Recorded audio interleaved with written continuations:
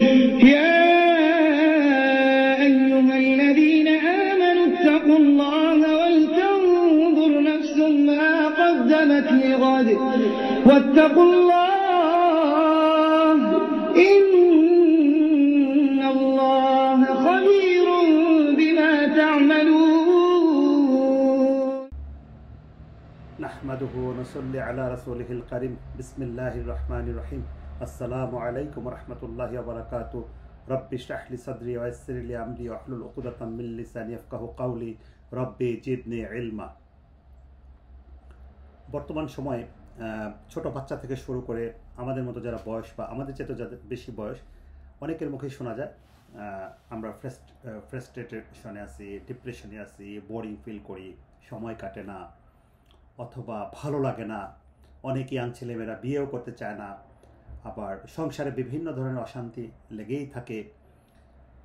এই ধরনের নানাবিধ সমস্যায় আমাদের সমাজে অনেকেই জর্জরিত, এবং অনেকে জীবনের যে আনন্দ, জীবনের যে মায়া, জীবনের প্রতি যে দায়িত্ব, জীবনের প্রতি বা পরিবারের প্রতি যে দায়িত্ব, সেটাও আমরা ঠিকমতো পালন করতে পারতেছি না, কারণ আমাদের বিষণ্ণতা।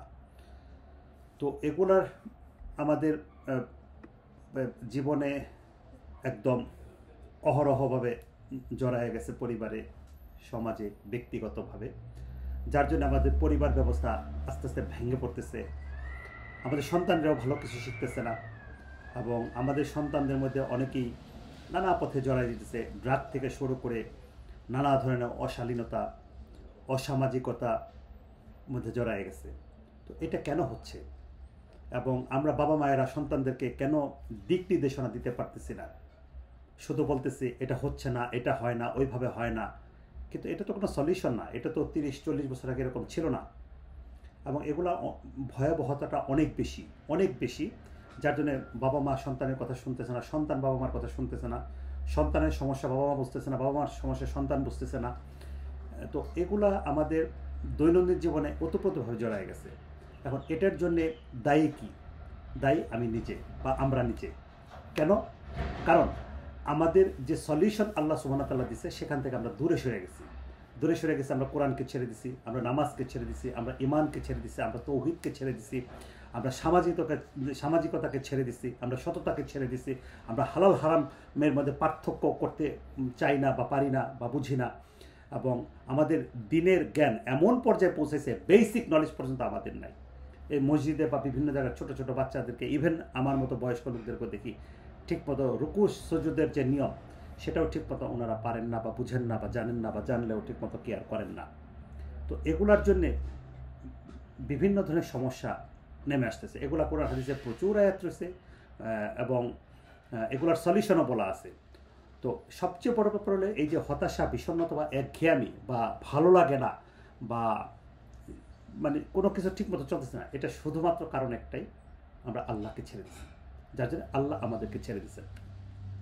আমরা সূরা ফাতিহা পড়ি, যারা নিয়মিত 5 ওয়াক্ত নামাজ পড়ে বা অতিরিক্ত নামাজ পড়ে, অথবা বাংলাদেশের বেশিরভাগ জুম্মা পড়ে বেশি 5 ওয়াক্ত নামাজের চেতে, তারাও কিন্তু সূরা ফাতিহাটা পড়ে। কিন্তু সূরা ফাতিহার মধ্যে কী আছে এটা আমরা বোঝার চেষ্টা করি না, আল্লাহ এখানে বলতেছে ইহদিনাস সিরাতাল মুস্তাকিম, যা আল্লাহ আমাদের শিখাই দিতেছে যে আল্লাহ আমাদেরকে সহজ সরল পথ বা হেদায়েতের পথ দেখাও। কিন্তু এই কথা বলার পরে আল্লাহ বলতেছে হেদায়েতের রাস্তাটা কেমন হবে? সিরাতাল লাযিনা আনআমতা আলাইহিম গায়রিল মাগদুবি আলাইহিম ওয়ালাদ-দাল্লিন। তাহলে আল্লাহ এখানে বলতেছে সেই সমস্ত লোকের পথ যারা, আমি একটু দেখে পড়ি, যারা গজব পড়ছে এবং যারা পথভ্রষ্ট গেছে তাদের পথ নয়, কিন্তু যারা নিয়ামত প্রাপ্ত হয়েছে তাদের পথ। এখন নিয়ামত প্রাপ্ত লোক কারা? আল্লাযীনা আনআমাল্লাহু আলাইহিম মিনান নাবিয়িনা ওয়াস সিদ্দিকিনা ওয়াস শুহাদাই ওয়াস সলিহিন। 4 শ্রেণীর লোক হলো নিয়ামত প্রাপ্ত। সূরা নিসার মধ্যে আসছে যে আল্লাযীনা আনআমাল্লাহু নবী, সিদ্দিক, শহীদ এবং আমলে সালেহিন যারা করে। তাহলে তাদের রাস্তা কী ছিল সেটা আমাদের চিন্তা করতে হবে, যে রাসূল সাল্লাল্লাহু আলাইহি ওয়াসাল্লামের রাস্তা কী ছিল, সাহাবাদের রাস্তা কী ছিল, তাবেঈনদের রাস্তা কী ছিল, তাবেঈনদের রাস্তা কী ছিল, এবং পরবর্তী ইমাম বুখারী থেকে শুরু করে ইবনে তাইমিয়া, ইবনে কাইয়ুম থেকে শুরু করে এখনকার সময়ের যারা ইসলাম চর্চা করেন বা প্র্যাকটিস করেন বা পড়াশোনা করেন, জ্ঞান আহরণ করেন, তাদের রাস্তাটাই কেমন ছিল। এখন দেখা যাবে তাদের রাস্তার সাথে যদি আমরা কম্পেয়ার করতে যাই, আমার রাস্তা আমাদের বেশিরভাগ লোকের রাস্তা হয়ে যাবে ডিফারেন্ট দেন কোরআন অ্যান্ড সুন্নাহ। এখন আমাদের মধ্যে যারা আবার কোরআন হাদিস মানার চেষ্টা করি, তারা আবার কোরআন এই কোরআনকে বাদ দিয়ে ব্যক্তি বিশেষে চলে গেছে, অমুক শেখ তমুক শেখ। কিন্তু প্রত্যেকটা মানুষের ভুল ভ্রান্তি থাকে, এবং সেটা বলতে গেলে অনেকে রেগে যায় এবং মারমুখী হয়ে যায়। এটা কেন? আল্লাহ বলতেছে কোরআনের মধ্যে আতিউল্লাহ আতিউর রসুল, আল্লাহকে মানো এবং রসুলকে মানো। তাহলে আল্লাহ বলতেছেন আল্লাহ এবং তার রসুলকে মানার জন্য। তা এখন রসুল ইসলামকে সাহাবারা মানতেন, তা আমরা কি ওইভাবে মানি? আসলে মানি না। এখন দেখা যায় আমি যেই হুজুরকে বা ইমামকে বা যিনি ধর্মীয় গুরু যাকে পছন্দ করি, যার কথা আমি মানার চেষ্টা করি, তার ভুল ভ্রান্তি আমি সহ্য করতে পারি না। কিন্তু ভুল ভ্রান্তি তো সবারই আছে। একমাত্র ইমাম মালিক বলতেন, ইমাম মালিক মসজিদে নববীর ইমাম ছিলেন, উনি বলতেন রসুল ইসলামের কবরের দিকে আঙ্গুল তুলে এই কবরে শায়িত ব্যক্তির সব কথা শুনতে হবে, আর বাকিদের কথা শুনতেও হবে, ছেড়েও দিতে হবে। তাহলে আসেন, আমি আমার অত্যন্ত বিনয়ের সাথে আপনার হতাশা বিষণ্ণতা, এই একমাত্র কোরআন আপনাকে সলিউশন দিতে পারবে, নাথিং এলস। অন্য কোনো পৃথিবীর ফর্মুলা এটা করতে পারবে না। আমরা আসেন পরীক্ষা করে দেখি, এবং you will be very happy in your life, with your kids, with your family, with your neighbours, with your relatives. এটা আমরা চেষ্টা করে দেখি। এবং এই কোরআন হলো যালিকাল কিতাবুল লা রাইবা ফি, এই গ্রন্থের মধ্যে কোনো রকম কোনো সন্দেহ নাই। পৃথিবীর এমন কোনো গ্রন্থ নাই যেটার মধ্যে কেউ বলতে পারবে এটার মধ্যে ভুল ভ্রান্তি নেই। তো আসেন আমরা কোরআন বুঝে বুঝে পড়ি, আপনার জীবনে হতাশা বিষণ্ণতা একঘেয়েমি থাকবে না। কারণ কি? সূরা বাকারা আল্লাহ কি বলতেছেন দেখেন, আমরা আমরা আমরা আমরা আমরা করি যে আলিফ লাম মিম যালিকাল কিতাবুল লা রাইবা ফি হুদাল লিল মুত্তাকিন। এটা মহান গ্রন্থ যার মধ্যে কোনো সন্দেহ নেই, মুত্তাকিদের জন্য হেদায়েত। তাহলে আল্লাহ প্রথমে হেদায়েতের কথা বলতেছেন, সুবহানাল্লাহ। এরপরে আসতেছে যে আল্লাযীনা ইউমিনুনা বিল গায়বি ওয়া ইউকিমুনাস সালাতা ওয়া মিম্মা রাযাকনাহুম ইউনফিকুন, যারা অদৃষ্টে বিশ্বাস করে, ঈমান আনে এবং সালাত প্রতিষ্ঠা করে, আমি তাদেরকে যে রিজিক দিয়েছি তা থেকে তারা ব্যয় করে, সুবহানাল্লাহ। তাহলে এখানে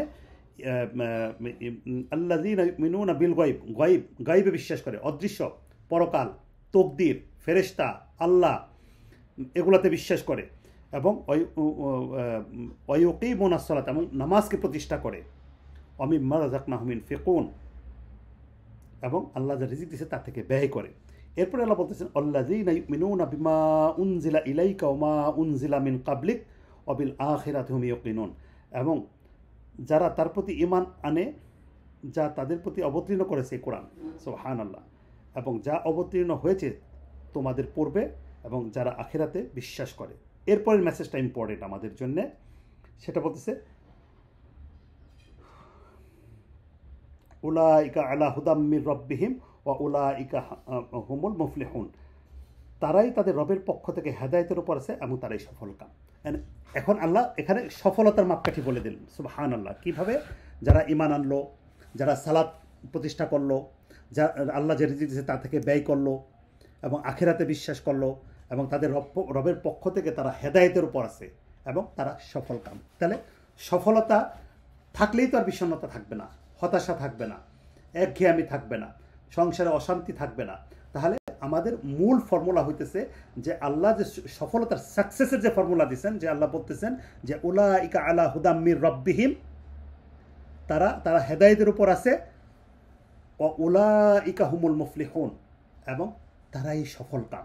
তাহলে সাকসেস যদি হয় তাহলে তো হতাশা থাকার কথা না, বিষণ্ণতা থাকার কথা না, একঘেয়েমি, বা কেউ বলবেন আমি বোর, আমি কি করব, আমার সময় কাটে না, আমার ভালো লাগে না, এগুলো আসবে না। কারণ মানুষ যখন সাকসেস হয় তখন কিন্তু আনন্দ।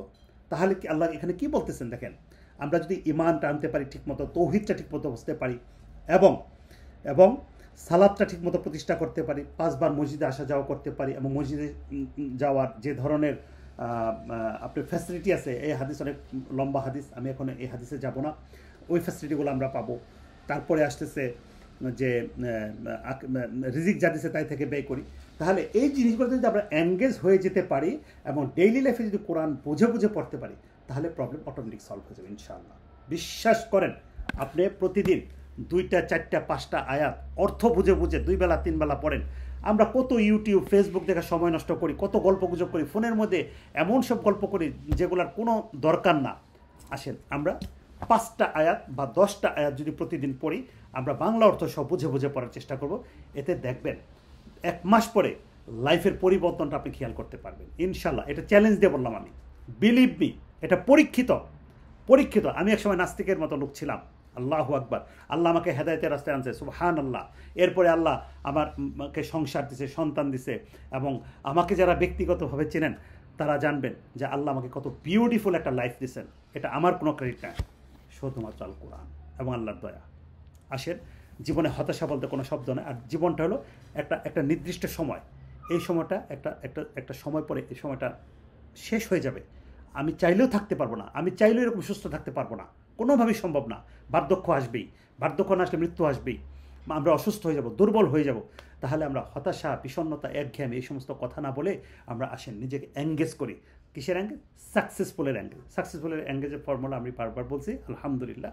আসেন কোরআন পড়ি, বুঝে বুঝে পড়ি, এবং জীবনের সাকসেস নিজের চোখে দেখি, অন্তর থেকে ফিল করি। তখন দেখবেন 1 গ্লাস পানি খেলেও ভালো লাগবে, এই কোরআন পড়তেও ভালো লাগবে, একটু শুয়ে থাকতেও ভালো লাগবে, মসজিদে যেতেও ভালো লাগবে। সন্তান সন্ততি কুররাত আয়ুন, চোখের শীতলতা আসবে। আল্লাহ কোরআনে বলতেছে সূরা ইব্রাহিমের মধ্যে যে আল্লাহ আমাদেরকে এমন নেককার স্ত্রী সন্তান দান করে যাতে চোখের শীতলতা আসে। চোখের শীতলতা এইভাবে আসবে না, আগে নিজেকে এর মধ্যে ঢোকাইতে হবে। আসেন আমরা চেষ্টা করি এবং জীবনের প্রত্যেকটা জায়গায় কোরআন এবং সুন্নাহ অনুযায়ী চলার চেষ্টা করি, দেখবেন জীবন পরিবর্তন হবেই ইনশাআল্লাহ। সুবহানাকা বিহামদিকা আশহাদু আল্লা ইলাহা ইল্লা আনতা আস্তাগফিরুকা ওয়া আতুবু ইলাইক। আসসালামু আলাইকুম ওয়া রাহমাতুল্লাহি ওয়া বারাকাতুহু।